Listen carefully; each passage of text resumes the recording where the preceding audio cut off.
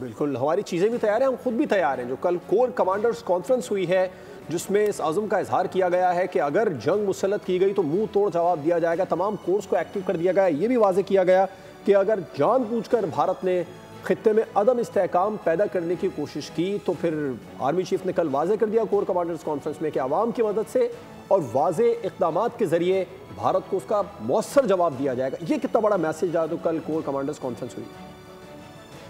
देखिए, पाकिस्तानी अफवाज ने तो कभी भी कॉम्प्रोमाइज़ नहीं किया है दिफाए वतन, और हम अक्सर ये मुवाजना करते हैं कि इंडिया की फ़ौज इतने गुना हमसे बड़ी है और हमारी इतने गुना छोटी है। ये मुवाजना तादाद पे करना कोई जायज़ बात नहीं है।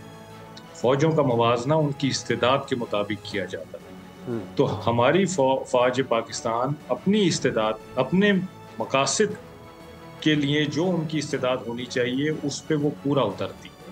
आप नेवी ले लें, आप आर्मी ले लें, आप एयरफोर्स ले लें, हमने ये बारहा प्रूव किया है। आप पुलवामा देख लीजिए, पुलवामा के बाद आप देख लीजिए कि उनकी सबमरीन पकड़ी गई। पिछले 7 सालों में 4 दफ़ा हमने उनकी सबमरीन पकड़ी। सबमरीन को पकड़ना एक बड़ा मुश्किल काम होता है, और अगर सबमरीन को हवाई जहाज पकड़ ले तो सबमरीन के पास तो कोई डिफेंस ही नहीं है हवाई जहाज के खिलाफ। हवाई जहाज उसको मार सकता है, हमने फिर भी उसको छोड़ के भगा दी। और ये राफेल जो भी हमने डिटेक्ट किए हैं, 4 राफेल, ये राफेल के बारे में तो ये कहा जाता है उसमें ऐसा सिस्टम है जो रडार में नहीं आता, लेकिन बड़ी आसानी के साथ पाकिस्तान ने उसको पकड़ा और उसके बाद में वापस भागने पर मजबूर किया।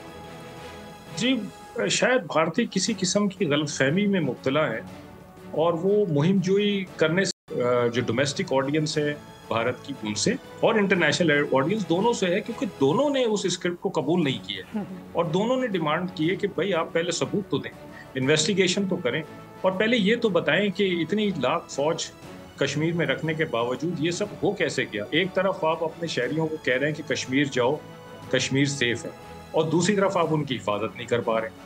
पाकिस्तान से तो वो जगह तकरीबन 250-300 किलोमीटर दूर है बॉर्डर।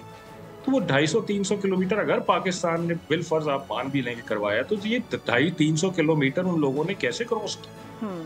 ये सवालों का जवाब भारतीय हुकूमत या फौज नहीं दे पा रही, और वो एक जंगी जुनून में चले जा रहे हैं, क्योंकि उनके कुछ और मकासद हैं। उन मकासद के हुसूल के लिए उन्होंने सब कुछ दाव पे लगा दिया। उनके अपने शहरी परेशान है कि भाई हमें भी सुकून से सांस लेने का हक है, हमें भी जिंदगी अच्छी तरह जीने का हक है।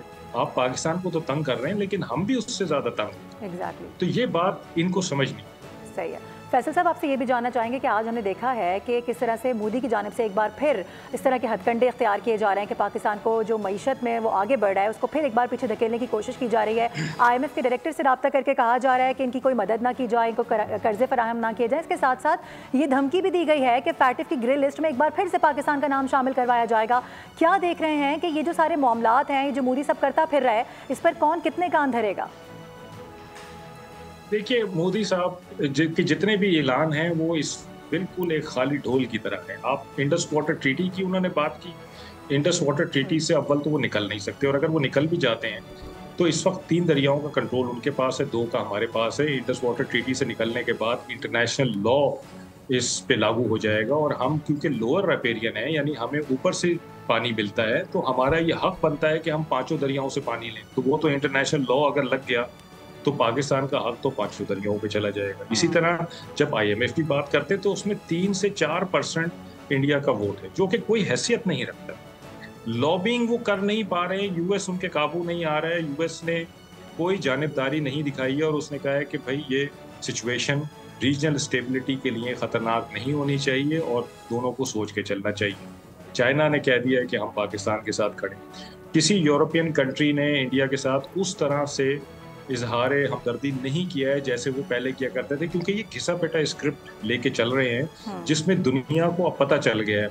एक और टेंशन जो इंडिया को या भारत को है वो ये है कि पहले जो इल्ज़ाम वो पाकिस्तान पे लगाने की कोशिश करते थे, वो इल्ज़ाम इन पे 2-3 मुल्कों ने लगा दिया है सबूत के साथ। यानी कनाडा में इनके स्टेट एजेंट जी सिख रहनुमा के कत्ल में मुलव्वस पाए गए, यूएस में प्लानिंग करते हुए पकड़े, और ऑस्ट्रेलिया ने शिकायत लगाई कि हमारे मुल्क में इनके स्टेट एजेंट टेररिज्म करने की कोशिश कर रहे हैं। तो ये तो पाकिस्तान कहता रहा, दुनिया शायद उसको सुनी अनसुनी करती रही, लेकिन दुनिया के पास जब सबूत आए तो उन्होंने इनके ऊपर इल्जाम लगा दिए। तो ये भी स्टिग्मा इनके ऊपर लगा हुआ है, जिसकी वजह से कलामी की माजरत में इसी पॉइंट पर एक सवाल रेज करना चाह रही हूँ कि जब इतना सब कुछ है, इतना मवाद मौजूद है, इतने एविडेंसेस हैं, फिर क्यों नहीं भारत के साथ लोग सफारती ताल्लुकात ख़त्म करते?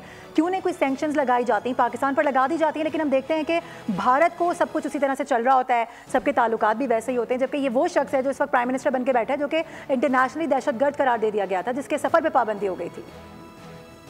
जी, इस वक्त बेसिकली एक फैक्टर तो ये है कि भारत एक बहुत बड़ी मार्केट है और इकोनॉमी, जियो इकोनॉमिक्स इस वक्त प्रायोरिटी लेते हैं जियो स्ट्रेटेजी पे और जियो पॉलिटिक्स पे। तो जियो इकोनॉमिक्स की वजह से भारत की एक वैल्यू है, बिकॉज वो एक बड़ी मार्केट है। दूसरी चीज एक ये है कि के पीछे दुनिया के स्टेक को तो दाव पर नहीं लगाया जा सकता ना। अगर बिजनेस के मफादात हैं उसको लेके इस वक्त पूरी दुनिया के स्टेक को, और फिर खित्ता भी ऐसा है जहां पर इतने सारे ऐसे ममालिक हैं जिनके साथ सबका रोजगार जुड़ा है।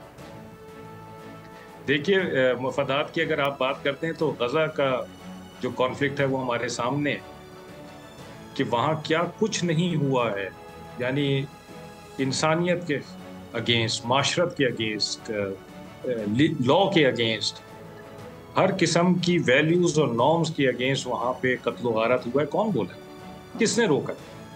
तो यहाँ पे मफादात की जंग और ये जो बड़ों की जंग एक चल रही है, जिसमें जंग तो मैं नहीं कहूँगा लेकिन महाजराई चल रही है, उसमें इंडिया का एक बड़ा कलीदी किरदार देखा जा रहा है, जिसकी वजह से इंडिया को उस तरह से नहीं टारगेट किया जा रहा है उसकी हरकतों पे जिस तरह से करना चाहिए। तो ये मफादात की जंग है दुनिया में, और मफादात क्या है? जियो इकोनॉमिक्स। सब्सक्राइब करें और बेल दबाएं ताकि कोई खबर रह न जाए।